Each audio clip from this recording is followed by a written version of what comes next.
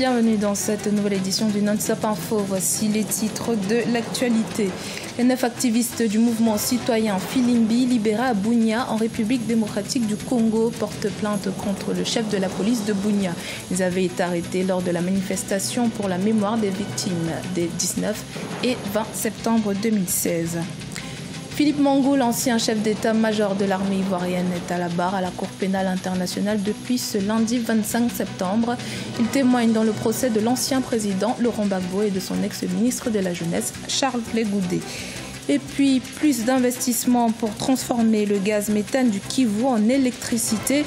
C'est l'objectif du gouvernement rwandais qui souhaite accroître la production d'énergie à au moins 100 MW. En République démocratique du Congo, les militants du mouvement citoyen Filimbi en garde à vue depuis le 19 septembre à Bunia ont été libérés.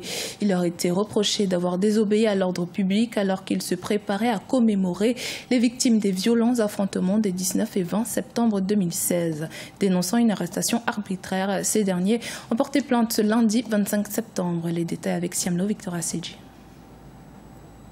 Ils sont enfin libres, les activistes du mouvement citoyen Filimbi. Après avoir passé 4 jours de détention dans le nord de la République démocratique du Congo, ils ont été relâchés par le parquet de Bunia le samedi 23 septembre. Une détention jugée arbitraire, selon leur avocat maître Augustin Yaogonda, qui compte bien défendre leurs droits. Et ces derniers ont porté plainte dès leur sortie contre le chef de la police de Bunia.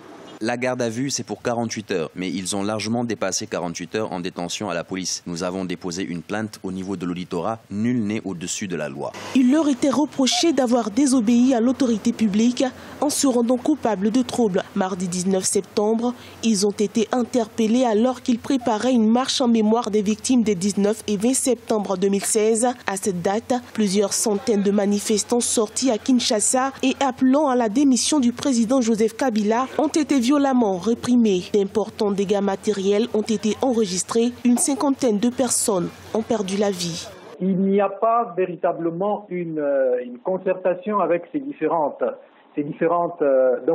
acteurs qui ne sont pas des acteurs politiques, mais qui sont des acteurs pro-démocratiques de la société civile. Par contre, il y a plutôt une aggravation de relations avec ces acteurs d'en bas qui se traduit par le recours à la violence et notamment le recours au procédé des emprisonnements et des gardes à vue. Et plus ces gens font la prison et plus ils deviennent forts. Dans ce bras de fer avec le gouvernement, le mouvement citoyen Filimbi, l'un des plus influents du pays et proche de Y'en a marre du Sénégal et du balai citoyen du Burkina Faso, a vu l'incarcération de certains de ses militants et l'exil de plusieurs autres. Et malgré, le ton reste dur. Filimbi continue de réclamer le départ du président Joseph Kabila d'ici la fin 2017. L'ancien chef d'état-major de l'armée ivoirienne, Philippe Mangou, a commencé son témoignage ce lundi au procès de l'ancien président ivoirien Laurent Gbagbo et l'ex-ministre de la Jeunesse Charles Blé Goudé. Procès qui se déroule actuellement à la Cour pénale internationale à La Haye aux Pays-Bas. Laurent Gbagbo et Charles Blé Goudé sont poursuivis par la CPI pour crimes contre l'humanité présumés. Philippe Mangou, qui aurait conseillé au président Laurent Gbagbo de démissionner lors de la crise ivoirienne qui a duré de décembre 2010 à avril 2011. On l'écoute. Effectivement, le 11 mars 2011, aux environs de 16h30, j'étais donc à l'état-major des armées lorsque le président de la République, par voie téléphonique, m'a demandé de venir le voir. Et quand je suis arrivé, le président m'a dit ceci. Mon général, il me tutoie habituellement, tu es avec Blé Goudé, mon homme de confiance. Je vais te poser une question, donne-moi la réponse, ensuite tu iras attendre à l'état-major, je m'entretiendrai avec Blé Goudé, à l'issue de notre entretien, il viendra te voir et venez me voir ensuite, après avoir donc harmonisé vos vues. Et le président de la République de me dire, la communauté internationale vient de me lâcher. Les présidents angolais et sud-africains me demandent de démissionner. Qu'est-ce que tu en penses?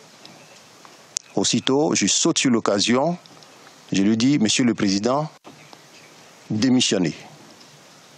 Démissionnez pour faire honneur à ces deux présidents. Dans l'actualité également, une enquête a été ouverte le 22 août à Paris en France pour déterminer le rôle de la banque française BNP Paribas dans le génocide rwandais en 1994. À l'origine de cette enquête, la plainte déposée en juin 2017 par 3 associations, Sherpa, le collectif des partis civils pour le Rwanda et Ibuka France. Rappelons que près d'1 million de personnes, en immense majorité des Tutsis, ont perdu la vie lors de ce génocide. Toujours au Rwanda, parlons énergie avec le potentiel du lac Kivu qui est estimé à plus de 500 MW.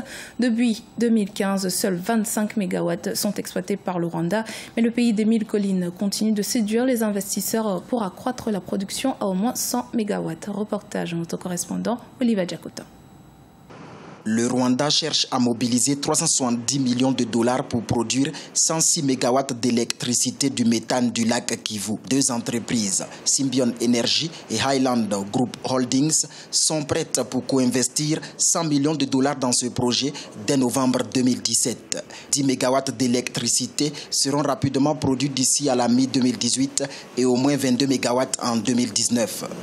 Le Rwanda a extrêmement besoin d'or énergie, surtout l'énergie industrielle. Et cette énergie industrielle, on voit que tous ces efforts-là vont contribuer à achever, à atteindre cet objectif de produire, de mettre à disposition des investissements économiques, la ressource essentielle que nous considérons comme colonne vertébrale. Les experts estiment à plus de 500 MW la réserve énergétique du lac Kivu située entre le Rwanda et la République démocratique du Congo. Seuls 25 MW sont exploités par le Rwanda depuis mai 2015. La capacité énergétique du pays a atteint 208 MW en 2017 et le Rwanda envisage produire 1000 MW à l'horizon 2024, un objectif réaliste selon des experts. Dans ce temps, il y a toute une série de projets aussi qui sont en cours d'exploration qui vont conduire à la réalisation de cet objectif. Donc, il n'y a pas que le lac Kivu. Vous savez qu'il y a des rivières à gauche, à droite. On peut construire des barrages sur le Nyabarongo, des barrages sur d'autres petites rivières à l'intérieur du pays. Du gaz méthane a été découvert dans le lac Kivu en 1936. Ce lac contient entre 250 et 300 km3 de dioxyde de carbone et près de 60 km3 de gaz méthane, des gaz dangereux pour l'environnement et les populations. De dollars pour produire 106 MW d'électricité du méthane du lac Kivu. 2 entreprises, Symbion Energy et Highland Group Holdings, sont prêtes pour co-investir 100 millions de dollars dans ce projet dès novembre 2017. 10 MW d'électricité seront rapidement produits d'ici à la mi-2018 et au moins 22 MW en 2019. Le Rwanda a extrêmement besoin d'or énergie, surtout l'énergie industrielle. Et cette énergie industrielle, on voit que tous ces efforts-là vont contribuer à achever, à atteindre cet objectif de produire, de mettre à disposition des investissements économiques, la ressource essentielle que nous considérons comme colonne vertébrale. Les experts estiment à plus de 500 MW la réserve énergétique du lac Kivu située entre le Rwanda et la République démocratique du Congo. Seuls 25 MW sont exploités par le Rwanda depuis mai 2015. La capacité énergétique du pays a atteint 208 MW en 2017 et le Rwanda envisage produire 1000 MW à l'horizon 2024, un objectif réaliste selon des experts. Dans ce temps, il y a toute une série de projets aussi qui sont en cours d'exploration qui vont conduire à la réalisation de cet objectif. Donc, il n'y a pas que le lac Kivu. Vous savez qu'il y a des rivières à gauche, à droite. On peut construire des barrages sur Nyabarongo, des barrages sur d'autres petites rivières à l'intérieur du pays. Du gaz méthane a été découvert dans le lac Kivu en 1936. Ce lac contient entre 250 et 300 km3 de dioxyde de carbone et près de 60 km3 de gaz méthane, des gaz dangereux pour l'environnement et les populations. Focus sur une pathologie répandue mais peu connue au Burkina Faso, la fistule obstétricale. Chaque année, elles sont des centaines de femmes à être touchées. Grâce à l'action de la Fondation Rama, de plus en plus de cas sont pris en charge. Reportage de Jean-Paul Ouedraogo. La fistule obstétricale est une maladie qui touche des centaines de femmes au Burkina Faso. Avec seulement 5 cas identifiés en 2006, aujourd'hui, 200 à 250 cas sont enregistrés chaque année, ainsi qu'une forte prévalence dans la région du Sahel. Si elle reste peu connue des populations, elle est cependant une pathologie sur laquelle il est possible d'agir de manière préventive. Ces femmes arrivent avec des démangeaisons, des plaies au niveau des entrejambes, comme les urines coulent, ce n'est pas du tout facile. Sur 1000 femmes qui accouchent au Burkina Faso, 6 à 7 présentent une fistule obstétricale. Maladie honteuse, grâce à une prise en charge psychologique et chirurgicale offerte par la Fondation Rama, ces fistuleuses peuvent désormais affronter tous les regards. Après plusieurs opérations, Salimata et Marie se sentent soulagées. Réinsérées socialement, elles travaillent à être économiquement indépendantes, à l'instar de 185 autres femmes ayant bénéficié de l'accompagnement de la Fondation en 2017. Après les opérations, je ne ressens plus les douleurs comme par le passé. Je ne suis pas encore guérie complètement, mais je vais de mieux en mieux. Lorsque je suis arrivée à la fondation, j'ai subi plusieurs interventions chirurgicales. Par la suite, le docteur m'a dit que j'irais mieux après des soins que je devais recevoir en Europe. J'y suis allée en février dernier et depuis, je suis totalement guérie. Le 28 février, ça va. Un congrès panafricain sur le fléau réunira des experts à Ouagadougou le 28 septembre 2017. Une occasion plus que rêvée pour les acteurs de la santé et qui permettra de faire un plaidoyer pour une prise en charge conséquente des fistuleuses du continent.